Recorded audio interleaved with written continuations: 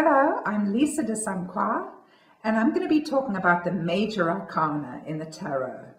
I'm going to use my deck, the Tarot de St. Croix, which I published in 2014.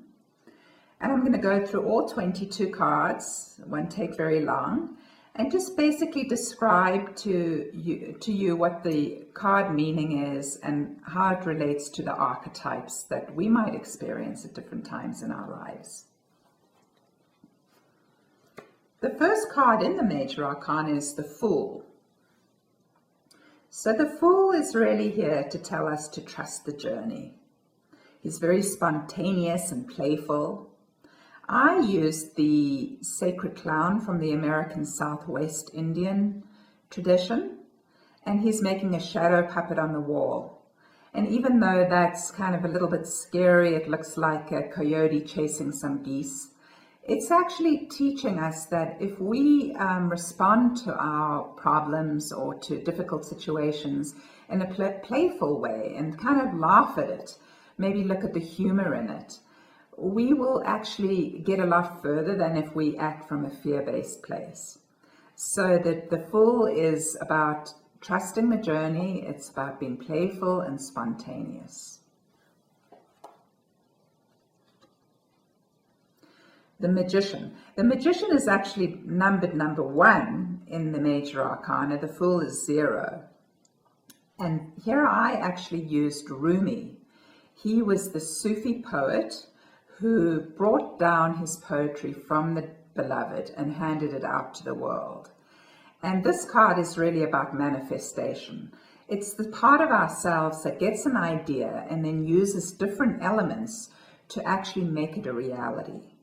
So, you know, when we have an idea and we then bring it out into the world, we are in fact being a magician of sorts. Number 2 in the major arcana is the High Priestess. And she is the initiator. I love it when I see things like that. She's the initiator. She's somebody that helps you, or if it's the archetype that's dwelling within yourself, it's you either helping yourself or helping others into having some kind of numinous experience, some kind of spiritual experience. Often tarot readers will identify with the High Priestess. And in this card I used Isis because I feel like Isis is my guide. She really guided me through this creation of this deck. The Empress. The Empress is the mother archetype. She's the very loving, nurturing, creative woman who sort of leads her child through a garden, pointing out beauty, and is very, very soft and gentle, but also very abundant. There's no lack of anything within this archetype. I chose to use a very positive Emperor because I see the Emperor as a sort of organizer, somebody that can bring plans into fruition on a very practical, physical level. Here I have a Roman emperor who's built an aqueduct. So he's come up with the idea, he's built it, and now he's presenting it to the masses, which are many little people here.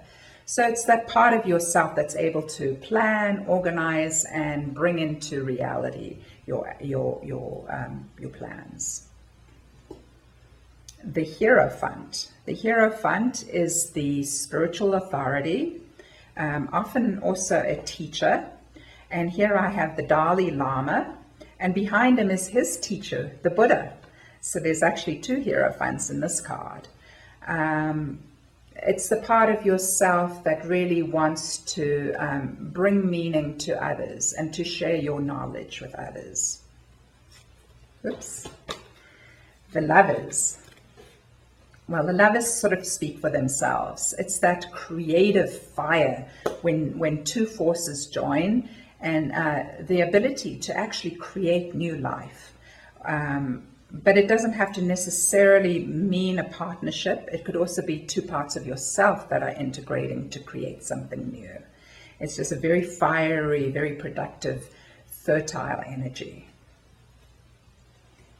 Then we have the Chariot. The Chariot is very goal-oriented. The Chariot is focuses on something, on a direction that the charioteer wants to go in and moves forward. And it's very important to keep balance between the two sides of the ego, the shining self and the shadow self. There's a lot of momentum, a lot of drive, and success. The charioteer does get to that place that he or she strives for. Then I have the strength card, and the strength card is really about looking your challenges eye to eye. It's really having integrity within yourself, not to have power over or be a victim, but to really deal with the things that come up, the difficulties, in a very balanced, very strong, courageous way. Courageous means from the heart. So really, it's a lot about operating from the heart with integrity. And it doesn't necessarily mean you don't have fear, but you really are able to directly deal with the difficulties in life. Then we have the Hermit. And the Hermit is the one that goes within to really look at the soul's workings, the psyche, and to learn from that, and to then perhaps bring that out into the world. It's the one who spends time in solitude. It's very, very fertile time. There's a great wisdom in going deep within one's own soul. Here we have the Wheel of Fortune. And the Wheel of Fortune is really about samsara. It's the ups and downs of life, the continuation of life. Sometimes we rise to the occasion, and other times we dive deep into our troubles. And it's the ability to move with that flow. Here we have Justice. Justice is the very wise, discerning mind. It's clear thinking, able to bring balance, maybe some kind of karmic balance, through looking at things very objectively, very calmly, with a sharp mind. I love the Hangman. The Hangman is really about seeing life from a different perspective. It's perhaps reaching a transcendent state through alternate realities. This is the spiritual explorer, the one that can really go out on a limb, literally, and through that going out on a limb, able to really transcend regular reality, ordinary reality. Death. Death is completion, finishing of something, and then being able to unlock the mystery of what's ahead. Perhaps mystery, you don't really know what it's going to be, but you have the momentum because you've finished with something. So it's a very strong card. People are often afraid of this card, but actually it's very decisive. It's knowing when things are done and not being able to, and being able to put that behind you and move forward. This is one of my favorite cards, Temperance. Temperance is really a very alchemical card. It's about bringing two different energies together to create something else. So here you see a woman pouring wine and water over a fire, and the steam is creating this angel. In some decks, it's actually called the art card, and that's how I see it. It's about bringing your creative ability, art supplies, and creating something new out of that, something that really reveals something. The Devil.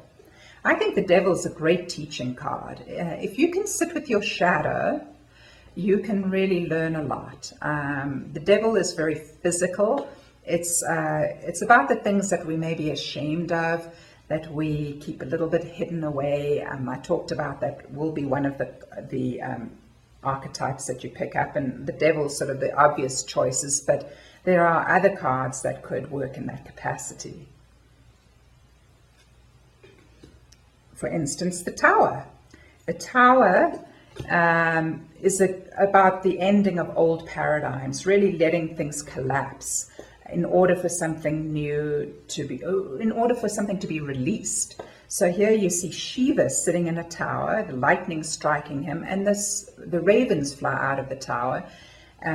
There's a woman on the back of one of the ravens, so there's this energy of being released. But it's a stormy, difficult card. It's a card of destruction. Shiva is the Indian god of destruction. That's why I used him. This would be a great card to use if you were an activist, if you really wanted to see old paradigms crumbling. The star. The star is very hopeful. It's about that wishful thinking. You know how people say wish on a star, and then it'll come true. It's sort of looking forward and really using that quality within yourself. It's also about shining, being a star. Do you like to shine? Do you, it's optimistic. The moon. The moon is sort of diving deep into one's emotions, really, and there we have the moon in the back wall too.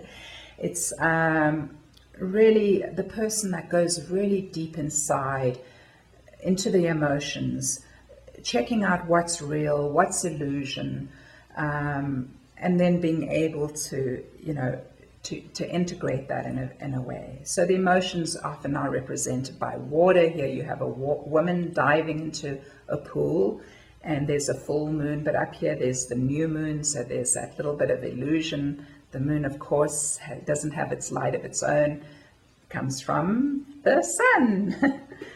And the sun I talked a little bit about before. It's about being your radiant self, really not being afraid to express your best qualities, because if those are our goddess given qualities, and it is really our duty to shine and to share that with the world. And in doing so, we will promote the growth of others. So if that's the archetype you relate to, shine on. And then we have judgment. And the way I think of judgment is a little bit like the law of attraction that I'm sure many of you have heard about. It's what we believe in, we receive. So, be careful about what you really believe in. Be discerning. And, because that action, that whatever we say, we bring to us, whatever we think, we bring to us. And so, use your act of discernment in that way. And finally, we have the world. And the world is the numinous coming together of all the parts of ourselves. It's a really enlightened state. And, it's the one that is both of the world, but also above, as below, so above.